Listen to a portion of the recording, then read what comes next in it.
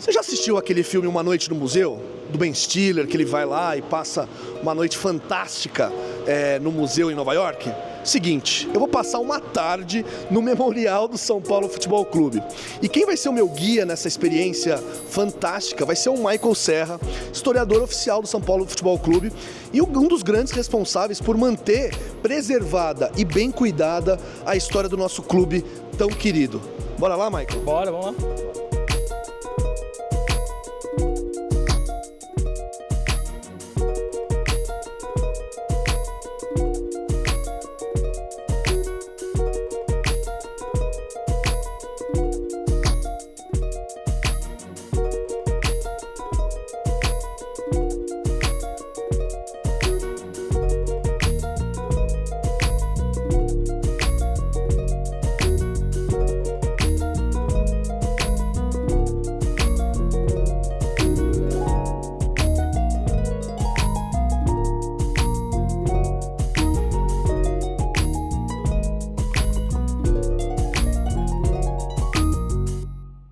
Michael, primeiro obrigado aí por abrir as portas aí do memorial, que eu já tive uma experiência, acho que uma das primeiras experiências que eu tive aqui em São Paulo, no Morumbi, foi visitar isso aqui e para mim era uma experiência transcendental. Como é que é para você ter as chaves de boa parte da memória do São Paulo Futebol Clube? É uma coisa assim que, muito tempo atrás eu nunca ia imaginar que eu ser a pessoa responsável por isso e às vezes ainda não caiu a ficha.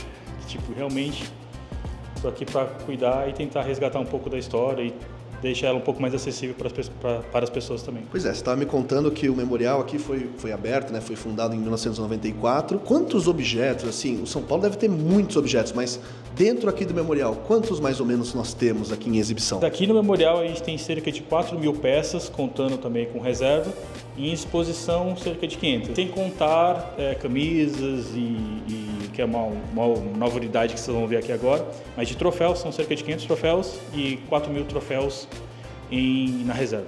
Nós vamos ver, cara. Calma que nós vamos ver. Tem bastante coisa. Se vocês quiserem, porque aqui na verdade é um trabalho misto, né?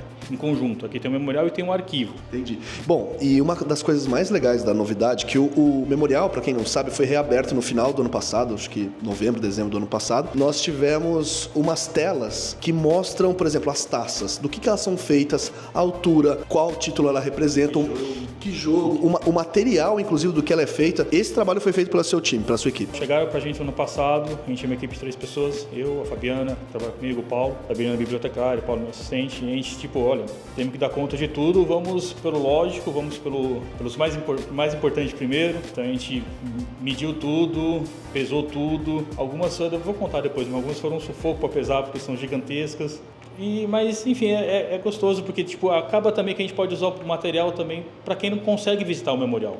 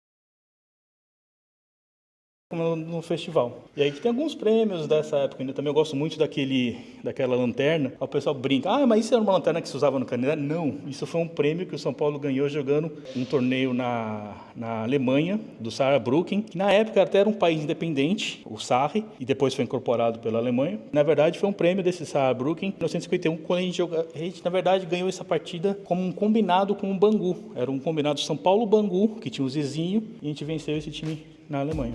Explica pra quem não conhece a história do Diamante Negro, que agora tá até no Morumbis, né? Agora já virou até setor do estádio. Por que foi tão emblemática a chegada do Leônidas no tricolor? A chegada do Leônidas, além do peso de ser o maior jogador brasileiro da época, artilheiro da Copa do Mundo 38, um craque assim fenomenal, que tipo, todo mundo no Brasil conhecia o Leônidas, tinha aquela coisa do resgate do que o São Paulo vai voltar a ser grande. Então, tipo, anunciou que tipo, o Leônidas ia chegar na Estação do Norte, tal hora, a multidão de pessoas que, tipo, às vezes estava até um pouco desanimado de acompanhar o futebol, porque o São Paulo estava mal. Parece que foi o ponto, assim, de ignição que o São Paulo acordou de vez para ser aquilo que ele já era. Acho que outro marco, além, obviamente, da chegada do Leônidas, é a nossa casa, é o Morumbis. Conta pra gente o que tem no memorial aqui que ajuda a contar e traz um lado menos conhecido dessa história. Aqui a gente conta a história do Morumbi.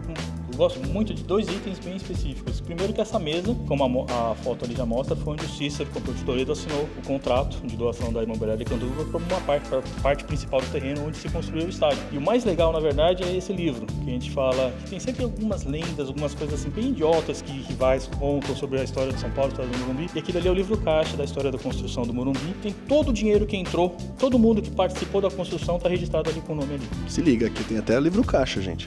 Não tem nada doado. E eu sei que tá todo mundo curioso. A taça da Supercopa e da Copa do Brasil tá aqui, gente. Aqui, ó. Nova adição no Memorial do Tricolor.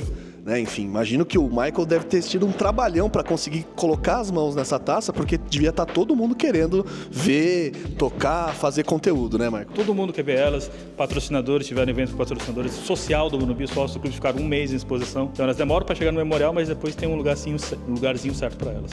Já estão aqui, fica tranquilo, você que visitar vai conseguir ver. E aqui eu gosto de destacar justamente os maiores troféus da história do clube. Maiores de tamanho. Tamanho, realmente, de importância. Maiores de tamanho e peso. Esse aqui de 1987, por exemplo, é o maior da história do São Paulo. Tem 1,97 metros, se não me engano. Caramba, é mais alto que eu, meu irmão. E o mais pesado é essa dupla aqui dos paulistas de 1980 e 1981. E você lembra, assim, não sei se você conseguiu pesquisar se os jogadores de fato levantaram, ergueram essa taça ou não? Então, a do troféu de 87, todas as fotos que eu vi não tem ninguém levantando, só, tipo, pendurado nele, basicamente. Bom, seguindo o nosso tour histórico aqui pelo Memorial de São Paulo, vai chegar na parte que eu começo a ter memória minha mesmo, que eu não fui pesquisar. O que tem de especial aqui no Memorial, Michael? Gosto de destacar neles curiosidades, assim, que na verdade tem 2 taças Libertadores pequenininhas nela, que eram o prêmio oficial da Conmebol pelos nossos títulos de 92 e 93. A Conmebol não autorizava uma réplica oficial do tamanho original da Copa e tudo mais.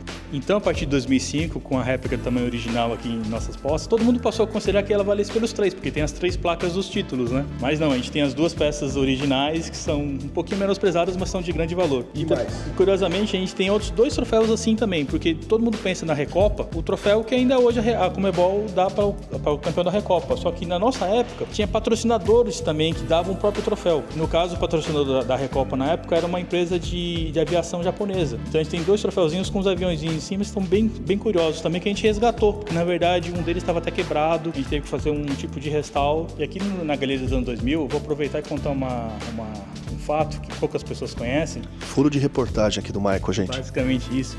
É que tem sempre alguém que pergunta qual que é a peça de maior valor financeiro aqui do memorial. E a gente não é especialista nisso, assim, pra cravar, mas a gente sabe que não é nem o foco, porque tem muita coisa que é relativa, né? Sim. O que vale para um São Paulino, às vezes vale mais para o outro. O valor sentimental é totalmente diferente do financeiro.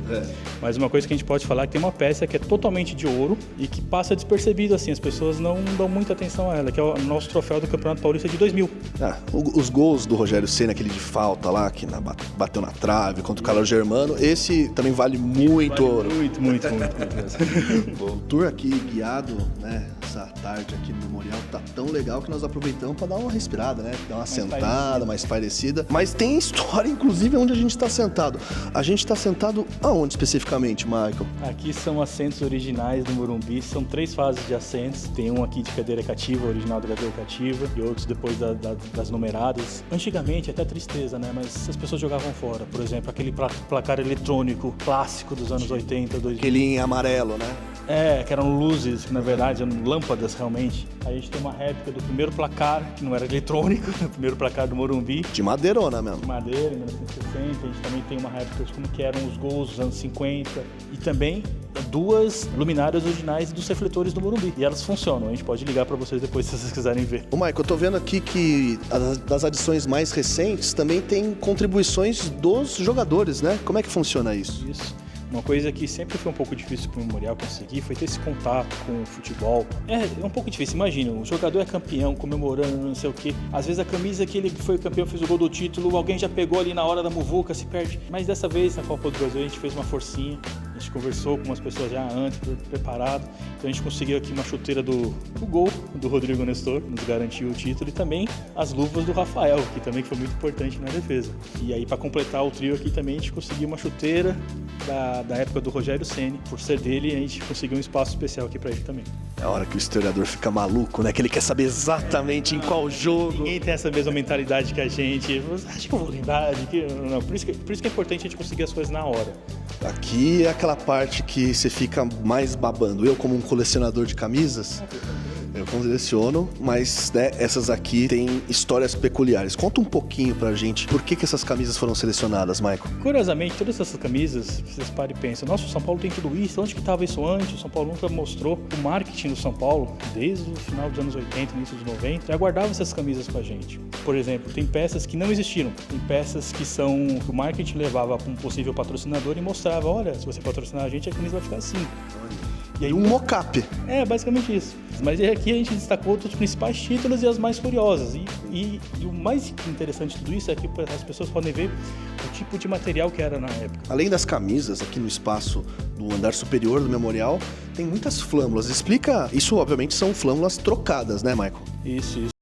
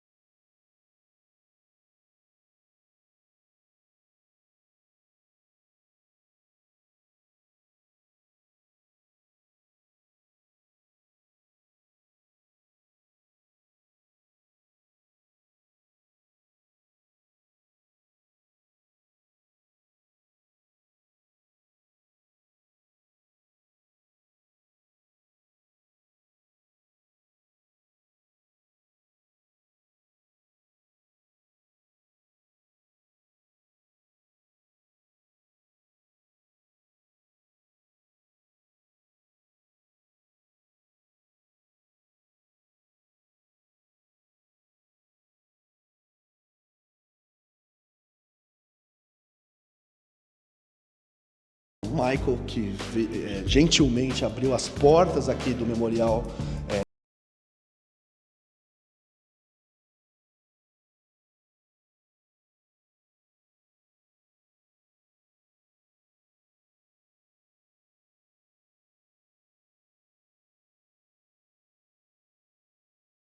Aí conseguindo trazer essa história quase centenária, estamos batendo aí na trave. Explica para as pessoas que pessoalmente querem colaborar, enfim, como que elas podem acessar, não só vindo aqui ao Memorial, mas também por vias remotas aí de ajudar no seu trabalho. Primeiro, agradecer pela oportunidade de falar um pouquinho da história do São Paulo e também dizer que o Memorial realmente, todo mundo pode aqui visitar o Memorial São Paulo, basta combinar a visita, comprar a visita com a Passaporte FC. Eu fiz, tá? Maneiro. Vale a pena. E aí eu digo que quem quiser colaborar com a história de São Paulo, a gente realmente é muito receptivo a doações ou mesmo empréstimos de material que a gente possa trabalhar em cima, escanear, digitalizar. A gente pode fazer um trabalho até de devolver as peças digitalizadas para quem quiser manter. A gente está nesse sufoco porque realmente resgatar 90, quase 95 anos de história não é fácil, é uma tarefa assim, bem complicada e que a gente sabe que leva tempo e hoje vira história muito rapidamente. Então a gente também tem um processo contínuo de transformar tudo que a gente está vivenciando hoje em história que as pessoas possam no futuro ter acesso. É isso, valeu.